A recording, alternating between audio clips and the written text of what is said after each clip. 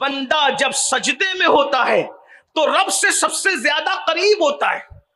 اللہ اور بندے کے درمیان سارے حجابات اور سارے پردے اٹھا دیے جاتے ہیں جب بندہ سجدے میں جاتا ہے. سوچو مطلب کیا بیان کیا جا رہا ہے کہ سجدہ کرو اور رب کے قریب ہو جاؤ. قرآن کی آیت پاک کا مفہوم بھی ہے. آیت سجدہ اس لیے میں تلاوت نہیں کر رہا ہوں لیکن اس کا مفہوم ہے سجدہ کرو تو خدا کا قرب مل جائے گا. تو جو سجدے میں جانا قید نہیں لگائی, عالم کا سجدہ ہی قریب کرے گا, ان پڑھ کا قریب نہیں کرے گا, نیک کا سجدہ قریب کرے گا, بد کا قریب نہیں کرے گا, بلکہ ان کی رحمت تو آواز دے رہی ہے جو سجدہ کرے گا وہ خدا کا قرب حاصل کر لے گا. مجھے بتاؤ جب سجدے سے خدا ملتا ہے تو کیا روزی نہیں مل سکتی؟ جب سجدے سے خدا ملتا ہے تو دنیا کی خوشیاں نہیں مل سکتی؟ جب سجدے سے خدا ملتا ہے تو کیا اچھی تقدیر نہیں مل سکتی؟ جب سجدے سے خدا ملتا ہے, جس سجدے سے آخرت سنور جاتی ہے اس سجدے سے کیا دنیا نہیں سنور سکتی؟ اور ٹائم کتنا نکالنا ہے؟ صرف 10 منٹ کا ٹائم, صرف 10 منٹ کا ٹائم. کیوں نہیں نکالتے؟ قبر جنت کے باغوں میں سے باغ بنے گی. نماز کے لیے ٹائم نکال کے دیکھو. اور اگر ایسا نہیں ہوا, بس اب اپنی گفتگو سمیٹ لو. میں وہ 5 فرشتوں والی صداؤں کو مکمل نہیں کر سکوں گا گفتگو سمیٹتے ہوئے اپنے وقت میں, اس لیے کہ حضرت سے دعا بھی لینا ہے اور 10 بجے پروگرام ختم بھی کرنا ہے. بس اپنی گفتگو اختصار کے ساتھ, اللہ کے بندو, اگر اسی طرح زندگی گزرتی رہی, اسی طرح پاپ میں, جرائم میں, تو کچھ لوگوں کے دل و دماغ میں یہ خبط ہے کیا ہم جو کریں گے, مولانا ہم مسلمان ہیں, ہم تو جانا ہی جنت میں ہیں, ہم تو فلاں بزرگ کے مرید ہیں, ہم نے تو جانا ہی جنت میں ہے. اور کچھ اتنے بے باک ہے کہتے ہیں مولانا جنت تو ہمارے باپ کی ہے. اور کچھ تو اتنے بے باک ہیں قوالوں کے لب و لہجے میں کہتے ہیں کہ اگر اللہ ہمیں جنت میں نہ ڈالے گا تو اس کی جنت ویران ہو جائے گی. میرے عزیز, اس وقت اللہ نے کسی کو جنت میں جو ہے جیسی کیفیت قیامت کے بعد ڈالنے کی ہے ایسی اس طرح جنت میں کسی کو داخل نہیں فرمایا. لیکن آج بھی میرے اللہ کی جنت ویران نہیں ہے. ابھی جنت میں کوئی گیا نہیں ہے اس طرح سے, اس شان سے جیسے قیامت کے بعد جائے گا. تو آج بھی اللہ کی جنت ویران نہیں ہے. تو تیرے جانے نہ جانے سے کیا خدا کی جنت ویران ہوگی؟ جنت کو اتنا سستا مت سمجھو کہ آپ نے کسی کا دامن کپڑا پکڑ لیا اور جنت مل گئی. اور کچھ حضرات اتنے بے باک ہو گئے کہ وہ اسٹیج سے جنت کے ٹکٹ بانٹتے ہیں, اس کو دیکھ کے جنت میں جاؤ, اس کو دیکھ کے جنت میں جاؤ. حضرت جی, جس کو دکھا کر جنت بانٹ رہے ہو کیا اس کا بھی جنت میں جانے کا کوئی گارنٹی کا سرٹیفکیٹ آپ کے پاس ہے؟ سرکار غوث اعظم ایمان پر خاتمے کے لیے آنسو بہائے, کعبے کا غلاف پکڑ کر غوث پاک کہے اللہ اگر عبد القادر کے نام اعمال تیری بارگاہ میں قبولیت کے قابل نہیں ہے تو تو عبد القادر کو اندھا اٹھانا تاکہ شرمندگی سے بچ جائے. مجھے بتاؤ, جن کو اللہ نے جنت بانٹنے کا اختیار دیا تھا وہ تو کعبے کا غلاف پکڑ کے رو رہے ہیں, وہ تو راتوں کو آنسو بہا رہے ہیں. اور جو غسل جنابت بھی 3 دن تک نہیں کرتے, انہیں کون سا گھمنڈ آ گیا کہ ہم جنت میں نہیں جائیں گے تو کون جنت میں جائے. اللہ کے بندو سوچو, قرآن کہہ رہا ہے ان الابرار لفی نعیم وان الفجار لفی جحیم. نیکوں کے لیے جنت ہے اور فاجروں کے لیے جہنم ہے.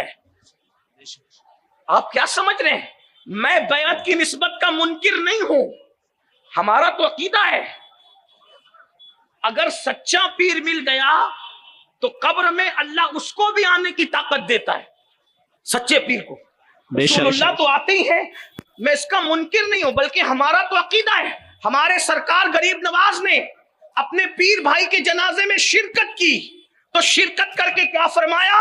پہلے تو رو دیے, اس کے بعد ہٹے تو ہٹتے ہوئے کہا پیری مریدی بھی کیا چیز ہے, اور مسکرانے لگے. تو لوگوں نے کہا سرکار آپ پہلے روئے پھر مسکرائے اور پھر کہنے لگے کہ پیری مریدی کیا چیز ہے. تو غریب نواز سرکار فرماتے ہیں, کیا فرماتے ہیں کہ جیسے اس کو دفن کیا تو عذاب کے فرشتے آ گئے, خواجہ عثمان ہرونی بھی آ گئے اور کہنے لگے کہ یہ میرا مرید ہے. تو جواب دیا گیا مگر یہ نیک نہیں ہے, بد ہے. اور کہا مگر میرا ہے. تو کہا کہ نیک نہیں میرا ہے, کہا نیک نہیں ہے تو کہا میرا ہے، نیک نہیں ہے تو غیب سے آواز آئی یہ عثمان ہرونی میرا محبوب ہے تو میرے محبوب کی خاطر اس کو چھوڑ دیا جائے۔ تو غریب نواز فرماتے ہیں کیا کہ پھر میں نے کہا پیری مریدی بھی کیا چیز ہے، لیکن آپ سے کہتا ہوں وہ بچانے کے لیے عثمان ہرونی جیسا بھی تو ملنا چاہیے، جو خود جہنم میں پھنسا پڑا ہے، قبر میں پھنسا پڑا ہے، اس نے کیا آنا ہے۔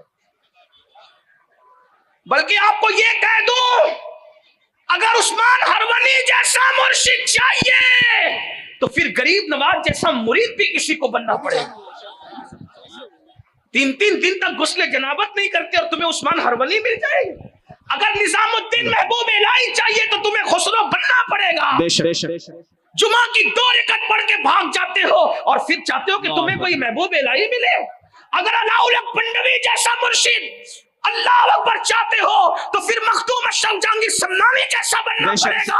آل رسول احمدی جیسا مرشد چاہتے ہو تو پھر امام احمد رضا مرید بننا پڑے گا، ویسا بننا پڑے گا۔ حیرت کی بات یہ ہے 5 کلمے کے ترجمے بھی یاد نہیں، بچیاں ارتداد کے دروازے پر پہنچ چکی، بیٹے اسلام اور قرآن اور حدیث کے منکر ہو رہے ہیں اور ہمیں گھمنڈ ہے ہم جنت میں نہ جائیں گے تو کون جنت میں جائے۔ قرآن کہتا ہے قو انفسکم واہلیکم نارا، بلکہ اس پر بھی سوچ لو اللہ کے بندو وہ بے نیاز ہے، جب وہ نبی کے بیٹے کو جہنم میں داخل کر سکتا ہے، نبی کی بیوی کو جہنم میں داخل کر سکتا ہے، نبی کے سگے چچا کو جہنم میں داخل کر سکتا ہے، ہم اور آپ کون؟ آپ کو نہیں پتا۔ لوط علیہ السلام کی ایک بیوی جہنم میں جائے گی، نوح علیہ السلام کا بیٹا جہنم میں جائے گا، لیسا من اہلک کہہ دیا گیا، اور ابراہیم خلیل اللہ کا سگا چچا آزر بت پرستی کی وجہ سے اللہ اکبر وہ بچھو کی شکل میں جہنم میں جائے گا۔ یہ میرے اللہ کی شان ہے۔ آج تو لوگ لبرل بننے کے لیے، آزاد خیال بننے کے لیے بتوں کی تائید کر رہے ہیں، بت پرستوں کی تائید کر رہے ہیں۔ لوگوں سے لبرل ہونے کا سرٹیفکیٹ اور روشن خیال ہونے کا سرٹیفکیٹ لینے والوں، اسلام آدھا ترادہ بٹیر کا نام نہیں ہے، دین صرف دین ہے۔ مکے والوں نے کہا تھا آپ ہمارے خداؤں کو پوجے، ہم آپ کے خدا کو پوجے، یہی تو انہوں نے کہا تھا اختلاف ختم، جھگڑا ختم۔ قرآن نے کہا یہ نہیں ہو سکتا محبوب، آپ کہہ دیں کہ جس کی تم عبادت کرتے اس کی میں عبادت نہیں کروں گا، اس لیے کہ جھگڑا تو اصل ہے یہی کہ اللہ اللہ، درخت، مٹی، پتھر، چوہے، چیل، کوے عبادت کے لائق نہیں ہے۔ عبادت کے لائق صرف وہ ہے جسے وحدہ لا شریک کہتے ہیں۔ نعرہ تکبیر!